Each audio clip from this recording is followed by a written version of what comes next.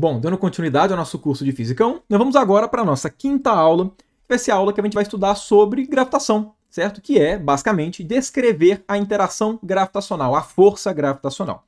Eu acho que deve ser óbvio para todo mundo, mas é sempre bom enfatizar. A gravitação que nós vamos ver aqui não é a gravitação no sentido mais amplo da coisa, que é regida, no caso, pela relatividade geral do Einstein. Não, a gravitação que a gente vai ver aqui é a gravitação newtoniana.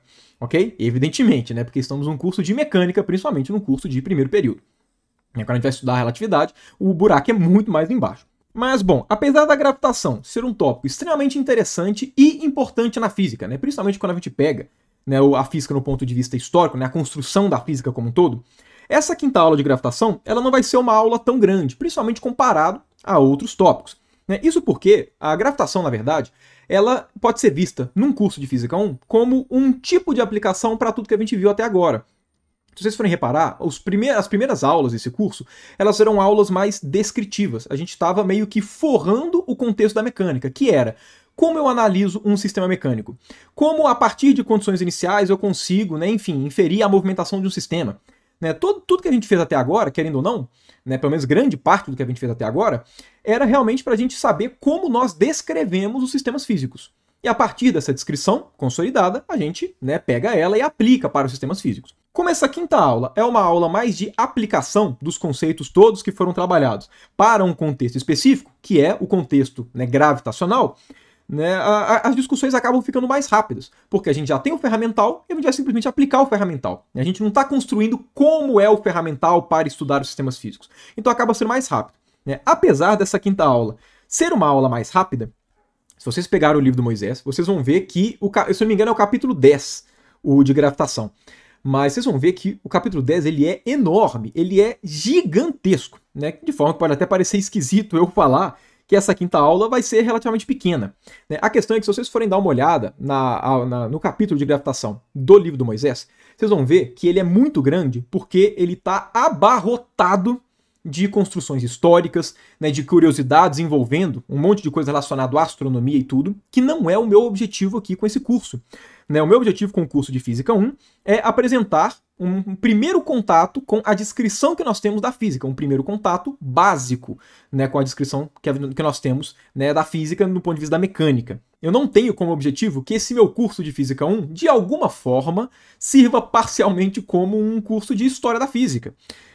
Então, por conta disso, grande parte mesmo, das discussões do capítulo de gravitação do Moisés eu não vou comentar, porque realmente são coisas que dizem respeito a uma curiosidade adicional. Se você é um estudante que gosta desse contexto de gravitação, gosta de astronomia, gosta de ter mais ou menos uma ideia da evolução das coisas, das ideias na física, e querendo ou não, gravitação é uma parte da física, um contexto da física que, no ponto de vista histórico, é muito rico, eu te sugiro dar uma olhada nesse capítulo como um todo, que você vai ver que tem muita curiosidade interessante. Só que de aplicação de tudo que a gente viu para o contexto da força gravitacional, o capítulo ele é bem enxuto, que vai ser o que eu vou tratar com vocês. Meu objetivo aqui é mostrar como é que nós tratamos sistemas gravitacionais no ponto de vista newtoniano. E, bom, sem mais enrolações, vamos começar de fato aqui então, com a nossa quinta aula de gravitação. E, bom, para a gente falar de gravitação, a gente tem duas possibilidades. A primeira delas, que é a que eu vou fazer aqui, que é o mais tradicional, o Moisés faz isso também, é começar com as leis de Kepler. Ok? Qual que é a ideia? A gente pode começar por leis de Kepler, ou a gente pode começar pela lei da gravitação universal, do Newton. No ponto de vista histórico, as leis de Kepler surgiram antes, e foram as leis de Kepler que fizeram com que o Newton chegasse na lei da gravitação universal. Então, na prática, o que o Newton fez foi: qual é a força gravitacional que obedece, a partir das leis físicas, a partir das leis de Newton, que obedece às leis de Kepler. E aí ele montou a força gravitacional e, enfim, que é a lei que a gente usa sempre que a gente vai tratar de campo fraco, enfim, para 99% das aplicações que a gente tem, a gente consegue utilizar a gravitação universal do Newton, ok? A questão é que as leis de Kepler, como elas são leis fenomenológicas, querendo ou não, quando a gente apresenta as leis, a gente gosta na física de apresentar uma demonstração junto. É muito legal você ver uma lei, você ver uma construção, alguma coisa importante na física ser construída a partir de ideias mais básicas, certo? Então a gente também pode inverter a ordem. Tem gente que prefere começar com a força gravitacional, com a lei da gravitação universal, falando, olha, essa daqui é a força gravitacional, isso é experimental, a gente consegue verificar isso e tudo. a partir da lei da gravitação universal, o que nós podemos afirmar no que diz respeito aos sistemas, né, planetários, enfim, aos sistemas gravitacionais? Aí a gente consegue deduzir as leis de Kepler. Então é importante deixar claro que leis de Kepler e lei da gravitação universal, uma serve de axioma para outra, digamos assim. Partindo das leis de Kepler, você consegue chegar na lei da gravitação universal e, saindo da lei da gravitação universal, você chega nas leis de Kepler. Mas você tem que assumir alguma dessas leis como sendo verdade, né? E aqui, no caso, eu sou mais do time de assumir as leis de Kepler como verdade, porque historicamente foi assim que aconteceu, né? O Kepler chegou nas leis de Kepler a partir da análise, principalmente da órbita de Marte, okay? Que era uma órbita um pouco mais excêntrica, né? Um pouco mais distante de um círculo, né? E aí foi isso que inclusive permitiu Kepler perceber que as órbitas não eram circulares, né? E sim elípticas, que vai ser uma das leis. Certo? Eu prefiro usar isso como premissa, como, né, verdade, porque foi assim historicamente. A partir disso, a gente entender por que a força gravitacional é daquela forma, e depois, divagando um pouquinho mais sobre os conceitos, entender por que cada lei é daquela forma. Certo? Eu acho isso mais rico. Então a gente vai assumir as leis de Kepler e depois, né, à medida que a gente for avançando nas coisas, a gente vai entendendo qual que é o significado de cada lei. Não é uma demonstração, mas a gente vai entender o que elas significam.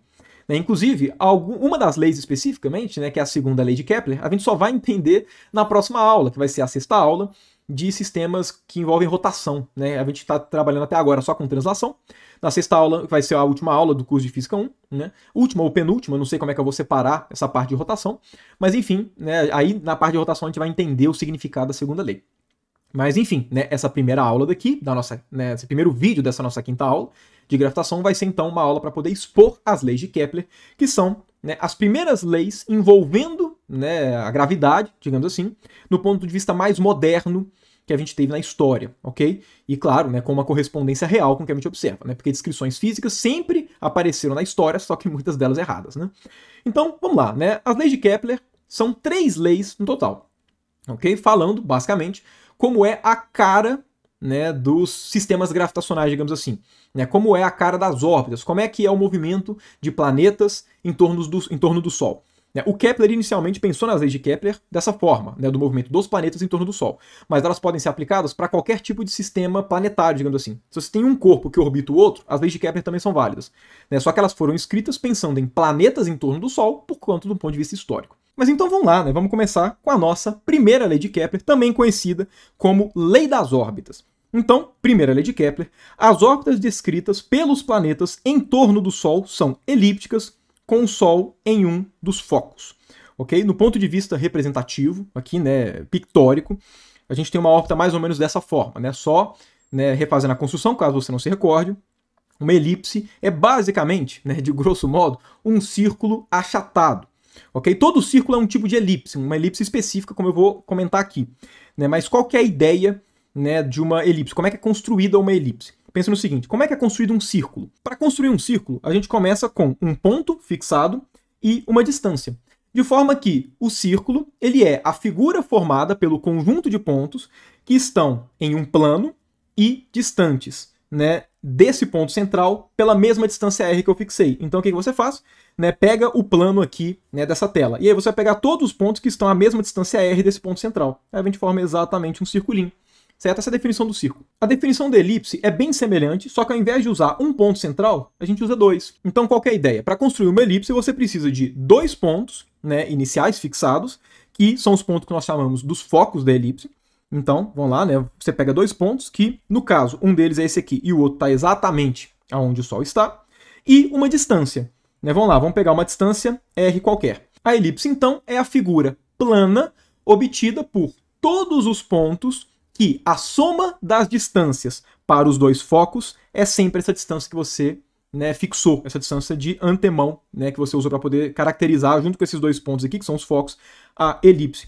Ou seja, se você pega uma elipse, você mede essa distância mais essa distância, que é a distância de cada ponto da elipse para os focos, a soma desses 2 comprimentos tem sempre o mesmo valor, que é esse R. E aí fica fácil de perceber por que todo círculo é uma elipse.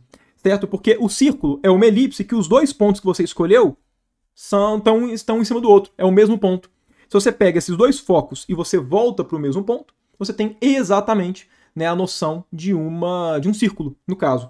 né? Só que aí, enfim, quando você coloca esses caras daqui, essa distância fixada seria o papel do diâmetro, né? Porque você estaria pegando a soma das duas distâncias, que seria o raio do círculo, mas enfim, né? Essa é a construção da elipse. E, no caso, né, a primeira lei de Kepler não só nos diz que as órbitas são elípticas, como também nos diz que o Sol, né, o objeto central em que a órbita, né, é realizado, está localizado em um dos focos. Então, não é centralizado. Essa é a primeira lei de Kepler. Nesse sentido, para que a gente entenda, né, uma órbita no ponto de vista geral, a gente tem que também saber, né, caracterizar essa elipse. Porque da mesma forma que existem círculos diferentes, determinados pelo raio, a gente também tem elipses diferentes. Se eu coloco esses dois pontos, dois focos, um muito próximo do outro, essa elipse vai estar muito próxima de um círculo. Se eu coloco eles bem afastados, a elipse vai ficar bem achatada.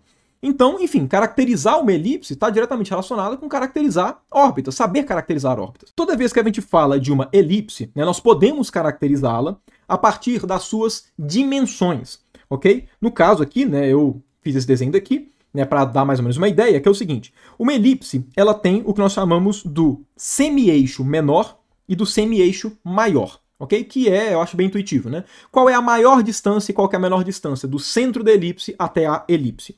O A é a maior, o B é a menor, então semi-eixo maior, semi-eixo menor. Inclusive, o A também é chamado de raio médio da elipse. Se você calcula o raio médio, ele dá exatamente o semi-eixo maior. Ok? E esse C daqui é a distância do centro para o foco. Ok? Então, esse C, de uma certa forma, está relacionado com o quão, né, achatado é a elipse. Ok? Para ser mais específico, a gente define, né, um valor, né, para caracterizar as elipses, que são, que a gente chama de epsilon, né, que é a excentricidade, que ela é definida como sendo C sobre A. Ou seja, a excentricidade, ela te passa uma ideia do quanto essa elipse está próxima ou distante de um círculo. Percebam que quando o epsilon é igual a zero, então o C é igual a zero, e se o C é igual a zero, significa que os dois focos estão no centro da elipse. Ou seja, os dois focos estão no mesmo ponto, então é um círculo. Ok? Então esse cara daqui significa que é um círculo. Ok? E percebam aqui que, obviamente, o C ele é no máximo igual ao A. Certo? Porque, enfim, o C está no meio do caminho, do centro para, né, a elipse, né, que é exatamente o semi-eixo maior. Então, o maior valor desse epsilon é epsilon igual a 1. Quando epsilon é igual a 1, está falando que C é igual a A. Se C é igual a A, né, tenha um momento de reflexão, né, e também eu estou esperando que você já fez um curso de geometria analítica, que está no primeiro período dos cursos de exatas. Esse cara daqui é um segmento de reta. Ok? Eu vou escrever aqui somente como sendo um segmento. Ou seja, né, a excentricidade vai de 0 até 1, sendo que quanto mais próximo de 0, mais próximo de um círculo, quanto mais próximo de 1, mais próximo de um segmento, então isso vai te falar o quão achatado, digamos assim, o círculo foi. Esses parâmetros nos permitem caracterizar completamente a elipse, e é isso. Né? Isso aqui é o que a gente precisa saber sobre a primeira lei de Kepler, principalmente, né, órbitas são elípticas e o Sol em um dos focos. Vamos então para a segunda lei de Kepler, também conhecida como lei das áreas. A segunda lei nos diz que o raio vetor que liga um planeta ao Sol descreve áreas iguais em tempos iguais. A forma da gente entender isso, né, pelo menos do ponto de vista visual, é o seguinte. Eu peguei aqui 4 momentos da órbita. Imagina que eu peguei esses 2 momentos daqui. Imagina que o planeta está fazendo, né, um movimento aqui neste sentido, né, no sentido anti-horário. Então eu fiz o seguinte. Eu peguei o planeta neste momento e comecei a marcar o tempo no relógio. Passou um tempo específico, sei lá, um tempo ΔT, e eu vi que depois de tempo ΔT o planeta veio para cá, ok? O que eu faço agora? Eu vou pegar o raio vetor que liga o planeta ao Sol e eu vou analisar qual é a área que ele varreu. No caso, a área que ele varreu foi essa área daqui, ó. Foi toda essa área daqui que eu estou colocando. Vou até colocar em verde para não confundir, né? Então, essa área daqui é a área que ele varreu neste tempo ΔT. Pela segunda lei de Kepler, se em um outro momento o planeta está inicialmente aqui, passa o mesmo intervalo de tempo ΔT e ele veio para essa posição, então, pela segunda lei, se a gente for pegar a área, né, aqui no caso varrida por esse raio vetor, que foi essa área daqui, que eu também vou colocar de verde, né, como essas duas áreas em verde, por hipótese, né, elas foram, né, no caso, varridas no mesmo intervalo de tempo ΔT. Então a segunda lei de Kepler nos diz que essas duas áreas daqui são iguais. Isso vale para qualquer ponto da órbita. Como a gente vai ver na sexta aula, né, que vai ser de rotações, depois que encerrar esse tópico de gravitação, essa segunda lei é uma consequência direta da conservação do momento angular. Okay? Toda vez que você tem algum sistema que o momento angular se conserva, ele obedece à lei das áreas. Então, toda vez que você vê alguma coisa semelhante à lei das áreas, lembre-se, ela é sempre uma lei que te passa a conservação de momento angular. Ok? Só para, enfim, eu vou voltar a falar da segunda lei de Kepler quando a gente estiver falando de rotações. Mas, enfim, essa é a segunda lei de Kepler. Vamos então para a nossa terceira e última lei de Kepler, também conhecida como lei dos períodos. O que essa lei fala para a gente é que os quadrados dos períodos de revolução de dois planetas quaisquer estão entre si como os cubos de suas distâncias médias ao Sol. Isso aqui está escrito em bom português, mas em bom matematiquês, isso é equivalente a gente falar que T2 sobre R3 é sempre constante quando a gente leva órbitas em torno de um mesmo corpo celeste. No caso, T é o período, o tempo que demora para dar uma volta completa, uma revolução completa em torno do corpo celeste central, e esse A é exatamente o semi-eixo maior da elipse. Quando a gente desenha a elipse, é aquela distância, aquele semi-eixo maior, okay? Que é o raio médio. Okay? Então a terceira lei de Kepler ela vincula a distância com o período. Distâncias específicas do Sol, por exemplo, são caracterizadas por períodos bem específicos também. Não é possível, por exemplo, que dois planetas que orbitam o Sol a distâncias diferentes demorem o mesmo tempo para dar a volta em torno do Sol. A terceira lei de Kepler nos diz que para cada distância vai ter um período associado. E é isso, essas são as três leis de Kepler, as primeiras leis que descreveram de fato, de forma consistente e correta, a força gravitacional, sistemas gravitacionais. Dado isso, apresentadas as leis de Kepler, vou encerrando o vídeo de hoje e volto com vocês no próximo vídeo para a gente falar, aí sim, sobre a lei da gravitação universal, a expressão da força gravitacional, que é, de uma forma ou de outra, inclusive historicamente foi assim, obtida das três leis de Kepler.